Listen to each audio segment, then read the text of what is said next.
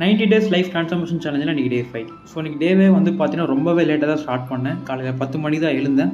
Night தூங்க லேட்டானதுனால so ஓகேன்னு சொல்லிவிட்டு 10 மணிக்கு எழுந்த உடனே இன்றைக்கி நியூ மந்த்னால இந்த மாதம் பிஸ்னஸ்க்கு நிறைய பிளான் பண்ண வேண்டியது இருந்தது. நிறைய டார்கெட்டும் ஃபிக்ஸ் பண்ண வேண்டியது இருந்தது. இது எல்லாமே ப்ராப்பராக பிளான் பண்ணிவிட்டு இந்த மாதத்துக்கான ஷெட்யூல் வந்து ஃபிக்ஸ் பண்ணிவிட்டேன். என்னென்ன ப்ரோக்ராம் தரணும், யார்கிட்ட பேசணும் எல்லாமே ஃபிக்ஸ் பண்ணிவிட்டேன். ஒன்ஸ் ஃபிக்ஸ் பண்ண உடனே டீம்மேட்டு கால் பண்ணி பேச ஆரம்பிச்சிட்டேன் இந்த மந்த் பிஸ்னஸ் பற்றி. ஸோ அவங்களும் வந்து நல்லாவே ரெஸ்பான்ஸ் பண்ணியிருந்தாங்க.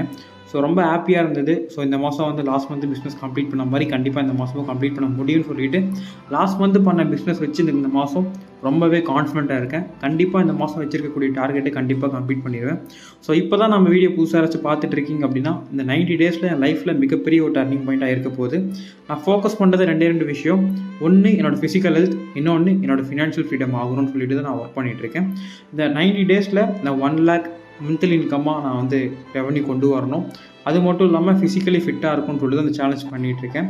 ஸோ இன்றைக்கி டே ரொம்ப ஒர்க் பண்ணலனாலும் ஓகேவா இந்த மாதத்துக்கு நான் பிளான் ப்ராப்பராக பண்ணியாச்சு. நாளைக்கு பார்ப்போம்.